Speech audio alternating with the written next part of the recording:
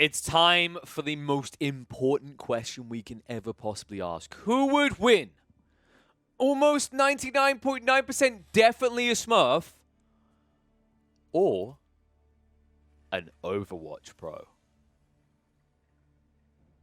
In Age of Empires 4. I should probably specify that. In Age of Empires 4, because that's what we got. More AoE 4 on your screen right now, folks. Welcome back to the 1v1 series, as we're going to have another one, this time between England and Rus. Lord Morsh is the potential Smurf right now on the leaderboards, sitting in 52nd place, 1,742 elo with about 50 games played. Meanwhile, the opponent is, of course, Nevix. Nevix, for those unfamiliar, is a Swede playing as England. So don't be deceived there. It's just another attempt by the Danes and the Swedes to try and take over my home country. But for those unfamiliar with Nevix, if you haven't seen his name before, if you haven't followed Overwatch ever, this guy has been around in Overwatch for a long time, I believe. In fact, he was active since about 2015 is when he got started, and then he ramped up to a lot of the big teams around 2016, 2017, with the likes of Cloud9, Misfits, Toronto, Defiant. If you don't know these names, basically they are big teams involved in the Overwatch leagues. So he played the role of an off-tank, which, if you don't know what an off-tank is, it's like your secondary frontliner in Overwatch.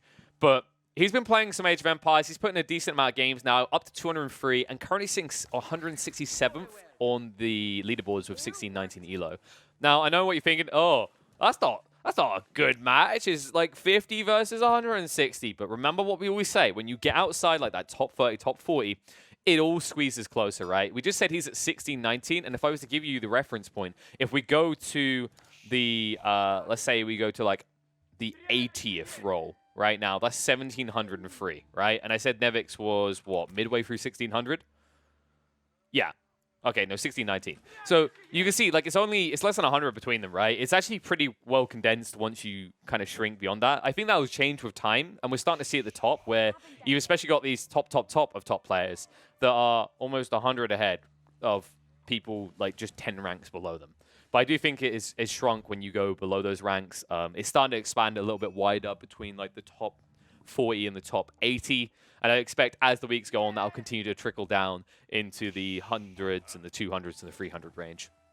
But for now, yeah, Nevix doing a decent job and isn't just playing the busted Sivs, right? He's not like Lord Morsh here, the filthy goddamn Smurf. Definitely a Smurf at 50 games. And I couldn't find any details on this person, and he's already in the top 50. I'm pretty sure this person is someone's Smurf. If someone knows who, if they catch them live on air, j'accuse them and let me know. But yeah, he's going to be playing the Rus here on Highview. And Rus, I mean, honest to God, do we ever want to see these anymore? I feel like half the time people just tune into a Rus game on my channel to see if they're going to lose. We'll have to see if that's the case here from England. England, I think players have started to kind of figure it out a bit more. They've given themselves more wiggle room. It's not just, oh, yeah, I'm gonna push out Lombos and I'll either win the game or lose the game by 20 minutes. And that's fine because match efficiency, if I do that all the time, and my average is lower than other people's, I play more games, and I potentially win more games. Who knows? I know that's a poor way of thinking about it, but I almost think that's what some players think when they do this. I'm not going to name names, but there is one, at least one that comes to mind here on the channel that we always see spamming England and always going in for that longbow rush, never capping up. And the better players, the ones that are in the top 100, top 50, top 20 even, especially people like Hera being kind of paving the way or finding constructive and adaptive ways to change England's mid-game, to make it about more than just one unit, one building, and one idea, which was me smash base by 15 minutes. So opening-wise, we are going to see Morsh with several scouts already, because you always get your scouts due to the hunting cabin, allowing you to build them, so you don't have to actually waste time away from building villages. Meanwhile, on the other side, Nevix is playing on 2 by the looks of it, which is always a solid number. I like 2. I think this is just the standard play now. There's rarely going to be an example in high-level games where a player doesn't get a double scout, mainly because it just gives you the ability to gain more vision, and also specifically in a matchup like this, is more important for the denial factor. You need to try and get across these deer lines and snipe out some, but that's a fail from Nevix. Look at the numbers right now. This is insane! What? Morsh is up at 385 bounty already. Oh my god. This is a beaut. This is going to be a boomer timer. Morsh might crack a record or 2 at this rate. I think he maybe got denied on one of the deer fronts, and that was kind of it. The rest just went his way. I think he moved across here, sniped this instantly, got his own deer as well as finding plenty of wolves, and still finding more wolves. Oh my god, he's found one in the corner as well. Is he going to... He might actually crack tier 3 by like 6 minutes, which is incredibly rare. I cannot emphasize how little that occurs, by the way. Usually boars are required to get you there, and yet he is almost at the tier 3 mark, hitting past that 500 bounty system at this point in the game. That is insane. And by the way, this will enable him to tech up half a minute sooner or so, right? Because you won't have to necessarily sit around waiting for an extra bounty, like gold trade, rather, out of the Golden Gate where you sell wood for gold.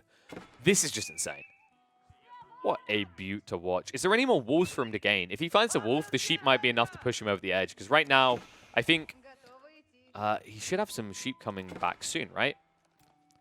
No. Okay, so he's got one sheep to come back. That's not going to be enough to crack it. He needs something extra if he wants to juice this. He could try and snipe out a boar. I just don't think you've got enough scouts to really do that with their measly damage. So unlikely that's going to occur. Because remember, the scouts, I believe they hit for 1 damage per shot by default until you get pro scouts. Oh, wow. He's even going for the sheep. All right, that's another 5. He's almost there. If there was 1 wolf left, I'm going to check this now. I'm just combing the map. I don't think there are any wolves left. I would be incredibly surprised if there was any wolf. There is 1 sheep. There's nothing to club under your opponent's base. 2 sheep here. So 2 total so far. I think that's it. Yeah, I don't think there's any more opportunities here. So we aren't going to see him cracking that bounty system, which is unfortunate because I was getting really hyped for that.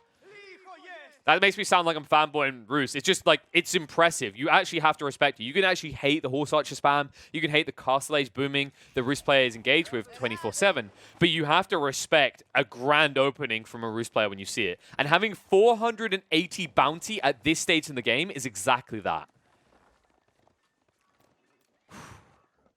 Now just on his way out to collect those carcasses. I like the moves out of Nevix, by the way. He's setting up an outpost network incredibly early. A lot of players fail to do this, and on Highview especially, I feel like it's a missed trick. Highview is very stripped vision, remember. You have all these stealth forests, so you cannot see past them. The outposts give you the edge, and they're even doubly so important for civs such as the Mongols, and also here, England, because England, they benefit more from that network, not just due to the vision, because they're playing with a ranged army in fog, but also because, remember, when enemies are in range, this comes into effect. Network of castles, where you get the 25% attack speed, which, by the way, is about a 13.8% attack speed buff for the longbowman.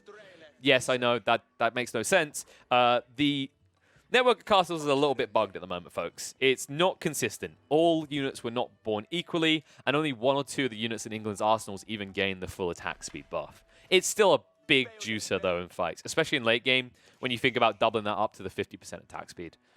When you get up into the imp. In the meantime, grabbing more of these carcasses. Sneaking all the way to the back. This is a cool move. So he does this because he saw Nevix moved into position, right? So he can't access these carcasses anymore. He respects that. Instead, he's going to sneak around the back, get these, and then he'll probably come back and do the same with the carcasses near Nevix's base. Knowing that Nevix is playing England, and England do not engage with pro scouts at all. For a start, they'd rather just comfortably transition to mills. It's safer, right? And that investment cost isn't as dear for them, right? On the farms because they're half price. And then also the other thing is, you know, if you add in the fact you'd have to build a stable, you have to pay for pro scouts, and you don't have any way of doubling up production in a stable or building before you get access to a stable in the feudal age. You can see that England rates amongst the worst in terms of civs capable of engaging with pro scouts. Even more outposts going down. Nevix really is getting this on lock, and in with the longbowman already. I don't think he sniped out any villagers yet, though. No, it doesn't look like it. Now the network going down. Archer range is already prepped. Abbey of Trinity being built.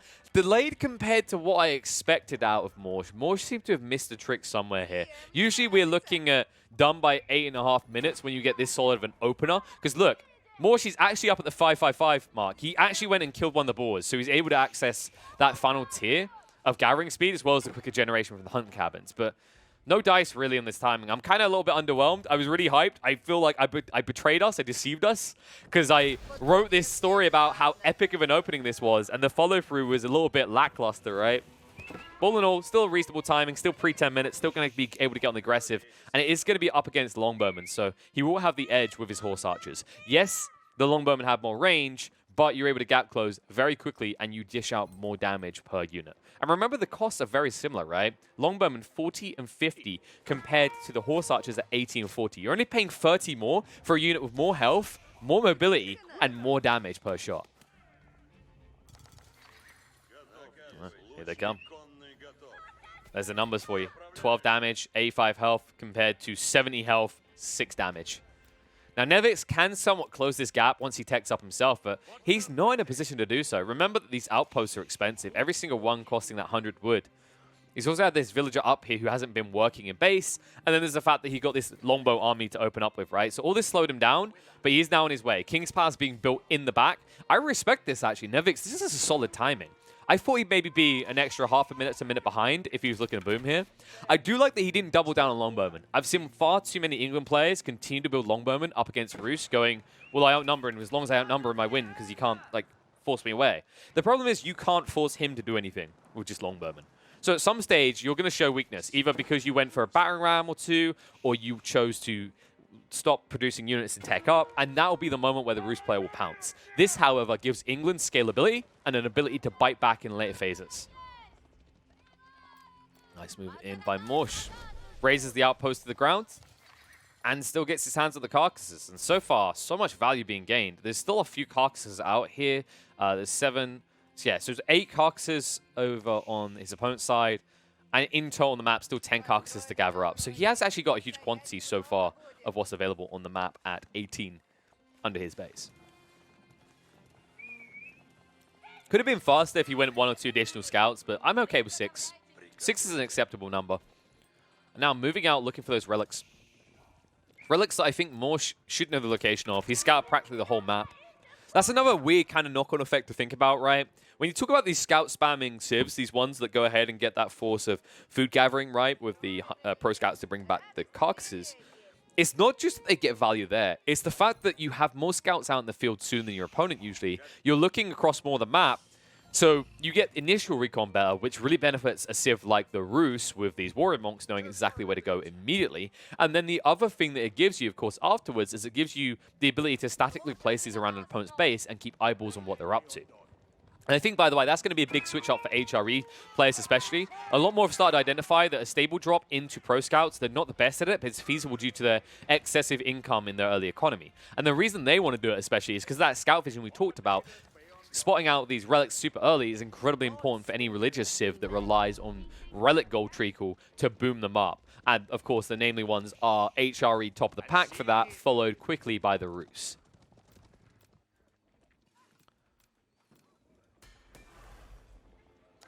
So Nevix, no diversification yet. Doesn't really have to. Longbowmen alone can hold their ground to a decent degree up against the horse archers.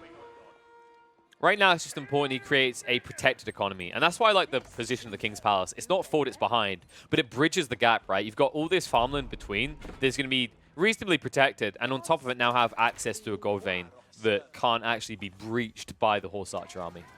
Not well or easily, anyway. I like Morsh taking his time here.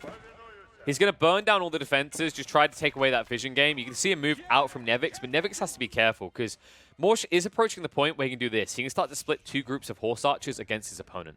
And that means that your very static army of longbowmen will struggle to keep pace, and that's where you could just be Benny Hilled into a loss, right? Where your opponent finds a way into your eco lines and starts to snipe you out. One thing I'm not liking out of Morsh right now is the fact that he's only in 1 TC still. I think he's missing a trick here. I think a big mistake I see a lot of these Roos players engage with is they become so solely focused on the horse archer spam. They forget about scaling anything else about the game, right? The only thing they scale is their military presence in the mobility category with the horse archers, right? They don't go for a second TC. The best players, at least my opinion on the best players, the ones that like are able to flex to multiple scenarios easily, are the ones that will sit in this situation, say, I'm up against England. They definitely built their secondary TC, so I need to get a secondary TC. But in the meantime, that isn't going to matter for this fight. Morsh does have the lead here. Moves in on the longbow army. Remember that Nevix slowed down a bit, right? He needed to get money together for that tech up, and then he was looking to get new infrastructure in place. It meant he wasn't ready for this. And this is going to be hard to replace your army now as well. And this is the wonky element of playing off of your home ground, right? I think that fight started just out of the outpost range, so you weren't getting the Tower of the network of castles rather effects, you won't get the attack speed boost. And he's quite lucky that Morsh didn't push in. Morsh, if he built more scouts, could have ran into his opponent's base. Because look, we see what he doesn't. We see that Nevix is doing all of this off the back of only the council hall. There's still no additional military buildings, and this might cost him if Morsh ever notices. Village is sniped out. It's kind of ridiculous that just 3 horse archers can have that sort of impact if you ignore at any point. And that's kind of the cool part. People always bulk up and they run in with 1,000,001 horse archers. Bring 5 horse archers, kill a villager each volley. That's good. That's good enough. You can run them down. Otherwise, if you bring like 20 horse archers into an area that isn't having any risk of killing them, right, if there's no like defenses in place, all you end up doing is you end up kind of attack clicking forward and everyone shoots at the same target. And it's not exactly the most efficient use of your units. It would be better to just split them up into like a group of 5 here and a group of 5 on the southeast side and on the southwest side, right? And then you run into 3 different pocket economy areas. And Nevix is just overwhelmed because all you had to do was quickly click on 1 or 2 units and kind of shift queue that. Now Nevix has to quickly drag units back from all the fronts and then move military forces across to defend those fronts at the same time. And if that sounded overwhelming, it's because it is. Anyone who's been in that situation where you're being attacked on multiple fronts knows that it's not only frustrating, it's confusing. Especially in a game like Age of Empires, where it gives you these warnings of when you're being shot at or being attacked, right? But it gives you this horn noise, and although you can see the effects on the minimap look quite clear, in your mind, when you hear that horn noise and you react to where you're being attacked, you're not then focusing on the minimap for more of those flashes. You're just hearing the horn, and you think you're hearing the horn because you're being attacked where you're looking. And that can really throw a player off. So Morsh now to 31. Nevix needs to get a solution to this soon.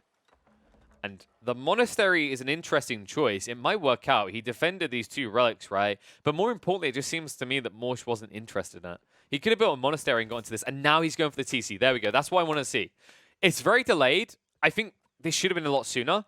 But the reason is that Morsh kind of reached that critical mass of horse archers now with 30 or so, right? He understands he's outnumbering his opponent, but he also understands that he might be forced to transition unit type in the coming minutes now that his opponent is in castle and he hasn't been able to close the game.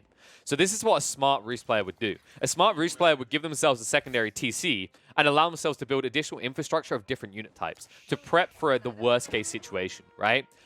Bad Roost players in this scenario would just continue to push out only horse archers and get countered in the next 5 minutes.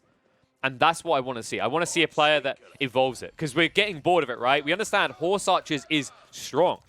But as we're seeing from Nevix, there is a way to hold ground. And then it's a case of what do you do next? And that's the question mark in a lot of Roost players' minds, because I think they've been spoiled. There's a lot of Roost players, spammers in fact, that just win, win, win, win, win. They always win with horse archers, and then every time they lose, they just make it part of the equation, right? The algorithm. They're like, oh, well, my ratio is still good, so this is fine. I'll keep doing this strategy exactly this way.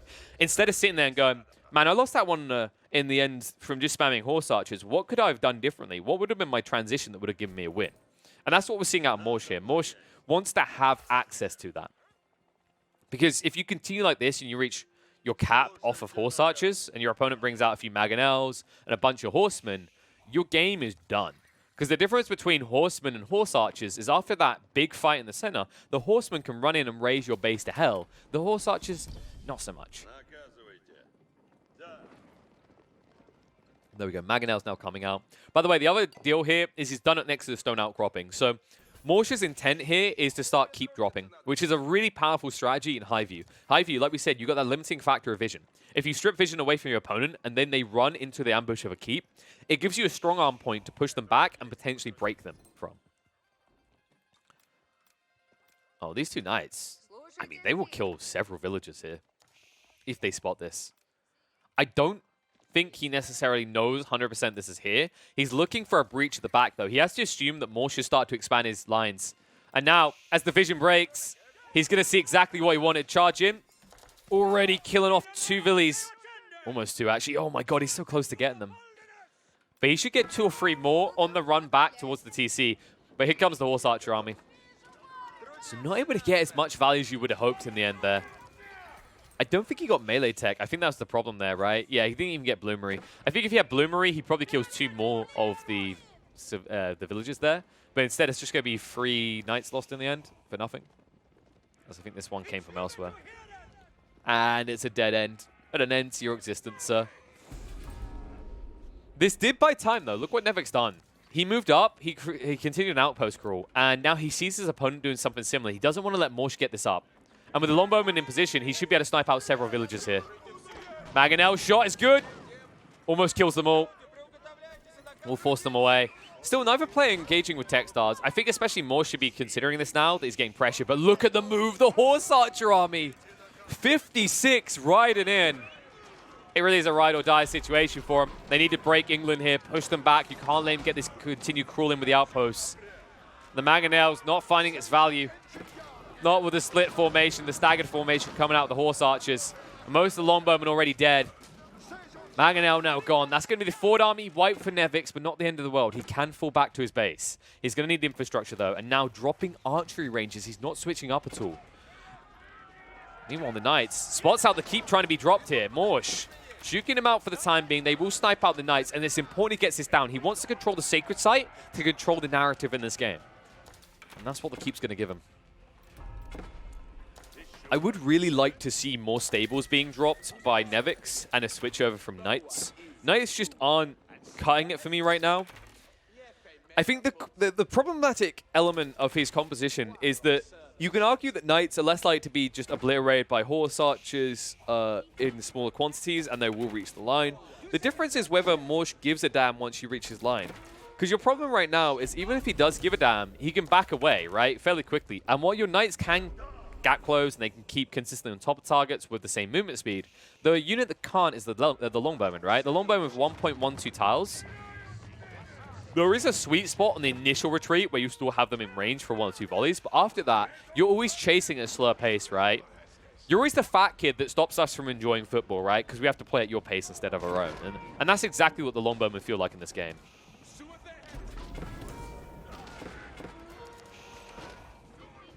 Morsh moving in. Knights dying fast. Keep is going to be dropped defensively by Nevix. Nice placement there.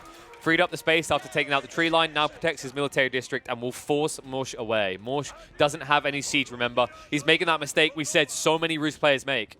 They take advantage of the mid game. They push out. They feel confident. And then they do not give themselves an ability to close because they do not have siege weapons that can breach base and destroy buildings. And that's where we need to see a switch up. If anything, Morsh, 1 or 2 trebs could be great here. But I'm not even sure if we're going to get that. Yeah, it's just Springles for the moment.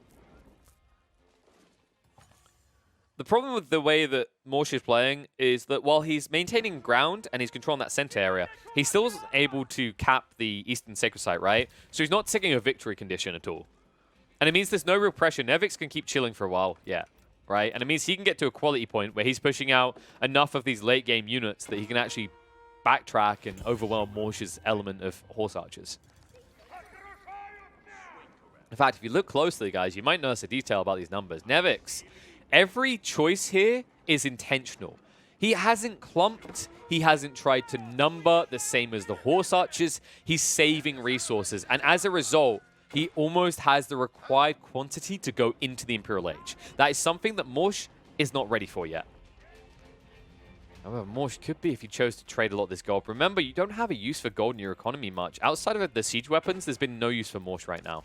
So, missing a trick here, he could just begin teching up right now. Seems a bit paranoid because he's still not up at that mark, right? He's still building that economy up to the big threshold, and his military influence is only at 62. So, plenty of pop to still jiggle here in the game for him.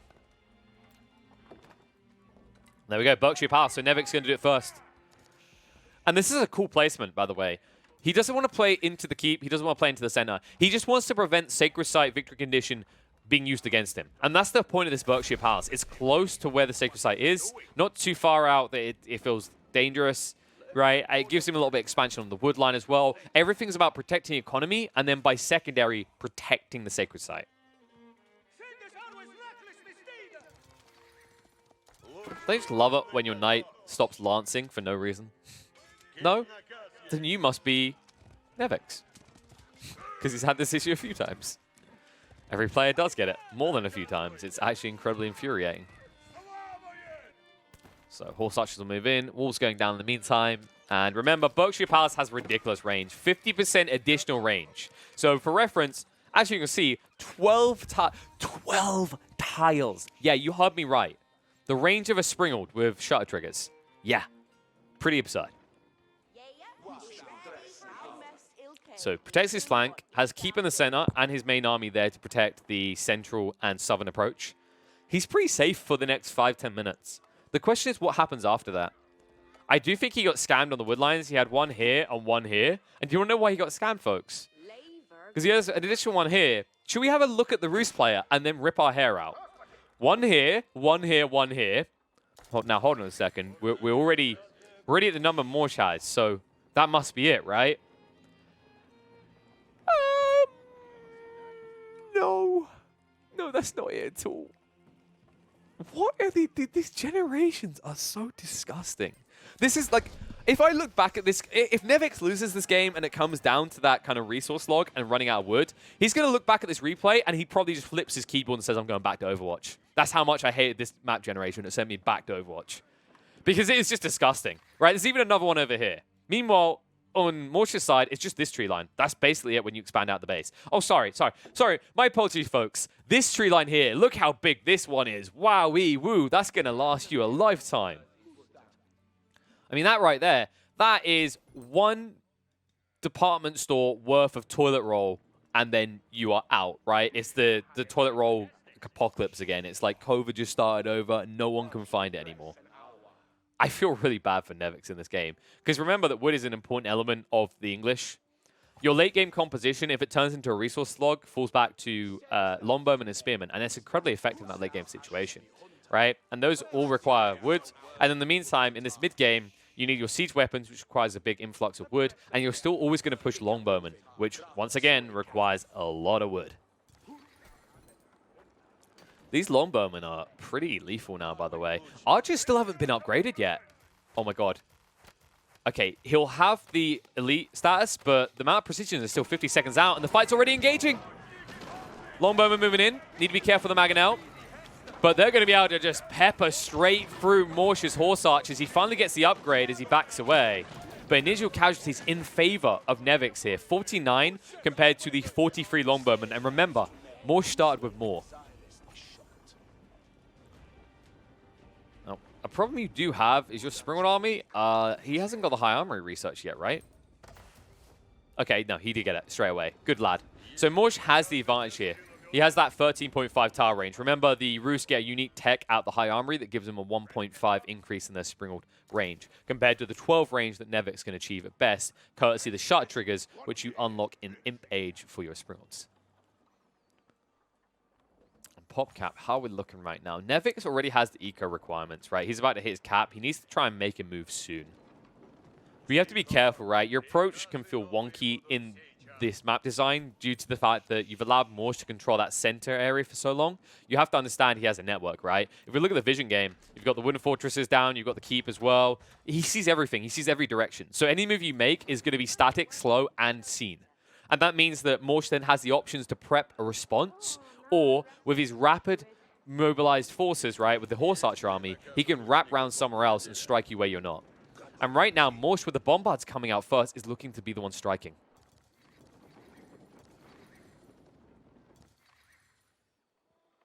How are we looking on the economy fronts right now? Nevix is the one with surplus. So if Nevix does hold off Morsh in this fight, and they make an even trade, Morsh is actually kind of in a dire strait right now. Right, his economy is still behind that of Nevix's, and Nevix is able to replace quicker on the home field for a start. More importantly, he'll be able to like constantly replace, right? He's got 4K surplus food. He's got almost 1,000 surplus gold. Look at the comparative. Morsh, if he loses this Horse Archer army, where's he getting the food from? Because he's in the middle of still transitioning, right? He's slowly been going across the farmlands. He needs to keep the wood production up. He does have that advantage, and I think if this game goes another 10 minutes, Morsh will clearly be ahead. But if this game comes to like a standstill in the next 5 minutes and then leads to a definitive fight before that 10-minute mark, I think that's where Nevix can actually win the game. And look at this longbow sneak. Right in the back. Economy's going to pull away, though. The longbows are just too slow to move into position quick enough here.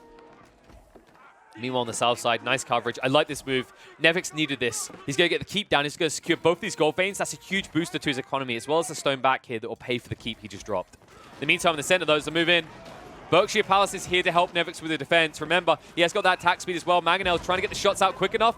Damage is decent. But remember, these Horse Archers a lot more health up at 120 now. And Nevix, because he split his forces, because he went south and revealed himself, Morsh, he pounces upon a weak target here. And like a tiger and a gazelle, he is running his opponent through. He is munching him down. And the Berkshire Palace almost falling already. The Bombards are doing God's work here. Morsh will have to back the Horse Archer army off. Plenty of Longbowmen left. And remember, this is the detail that's important. Morsh now has to replace his Horse Archers. Does not have surplus food to do so. And the push out. Villagers getting involved. The Berkshire Palace will fall. But remember, that's not 800 stone lost. You can just repair it. You can bring it back again. It's a landmark. In the meantime, the Bombards, if they fall, that's going to be frustrating. Not able to quite get it, though.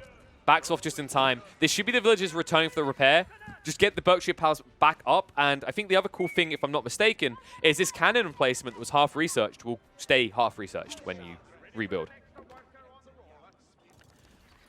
But you just saw the power, right? Like, that's just absurd. Think about this. It didn't actually cost him that much, considering how outnumbered Nevix was. This is the power of the Lombos. Despite the fact that these Horse Archers have such superior range, right? Because they are up, well, not superior, but they have comparative, right? 6.5. It isn't making enough of a difference. These Longbowmen, with the attack speed, with the arrow volleys now as well, are just an absurdly hard unit for the Horse Archer army to breach. And in terms of repairing landmarks, by the way, I believe it's primarily wood. If someone wants to correct me on that, I'm happy to be corrected. But I could have sworn that usually you pay wood for any type of landmark to repair it. Which, so far, Nevix has completely ignored. He could actually pull some people off the farms right now to repair it. Did he go for the enclosures in the end, by the way? I believe he did, yeah. So he's getting the gold income as well. Which is quite nice. Wait, no, he's not. No, he's not. Ah, there we go. It's underway. Enclosures almost done. Took him a long time to research this. He was a little bit gold capped, and I think he was paranoid, but now that he's got this expansion into the south, he knows he's going to be able to buy time to make the returns on investment. However, in the south, might end up losing this keep, and then your eco lines are in trouble. And this is the concern. Despite the fact that Nevix is still holding, he's always the one pressured, right? Oh, those gold numbers. He's always the one behind, right? He's always the one who is last to the party, right? By the time he arrives, Morsh is already down to half the keg and broken a window. And that is quite the big window, broken and now open to Morsh. Snipes down the keep, gets rid of a huge pocket of villagers here, and that's going to even up the eco count. And Nevix needed this. It can't be stated enough how important this was. Yes, he's at least got the enclosures now to give him a little bit of gold treacle from the mills, but he no longer has access to these two gold veins, and he needs to breach. He needs to get through again. And the Longbowmen do arrive, but remember, every time he shows up with the Longbowmen in one place, there's an attack force on the other side, and you see a small group of Horse Archers moving in now. And there's the desperation. Nevix trying to get a central keep down. It's going to be spotted out moving through. As the tree line breaks, Morsh doesn't turn around yet, though. He's going deeper. He's going on the wood line. Not as important right now as Nevix did build up surplus, but Morsh isn't paying any attention. I think, yeah, he's just going for the sacred site. He's trying to cap this. Not really the play, though. It means the Longbowmen's going to have time to move across, and then you'll just be sniped down the back here. But meanwhile, on the other side, Morsh, it's a distraction. He's moving in. The keep's already down. The military infrastructure as well. And this is the problem. This is the absurdity. Despite the fact that you say, oh, maybe Horse Archers should have won this is a bit ridiculous. When you push out such static forces, Horse Archers will always win. And that's what's happening here. Longbows in position again. No Mangonels here. This is just Horse Archers versus Longbowmen. But there are just so many Horse Archers. 14 Lombos, 36 Horse Archers, and now Man-at-Arms coming out. Not even elite Man-at-Arms from Nevix. And he doesn't really have the infrastructure to upgrade them right now. And he needs to replace so many buildings. Good thing he's got wood surplus, but he's got problems. These Man-at-Arms are not a great solution here. 1.12 movement speed per second means that they cannot gap close on the Horse Archers. And although it takes a while to shoot them, and the Longbowmen are exploiting this a little bit, it's only a measly 8 Longbowmen. So you can lose the main army, and then what do you have left, right? Like, you've got this keep expansion, but you've lost your military district. You now have to replace that. You have to find someone to do so. And remember, one of the big limitations of Highview in the late game is a lack of room. And we're seeing it here. Where do you build this district? He's got room for racks, and that's it. And now Mangonel's coming in. More Horse Archers as well. Morsh pushing it to the limit. Will not let up. He smells weakness, and he wants to end it here. And these man-at-arms, they're cute, and that's all I'm going to say. And they're not good enough, and Nevix will realize it. He will tap out. He will give the GG over. Once again, the Roos are going to reign supreme.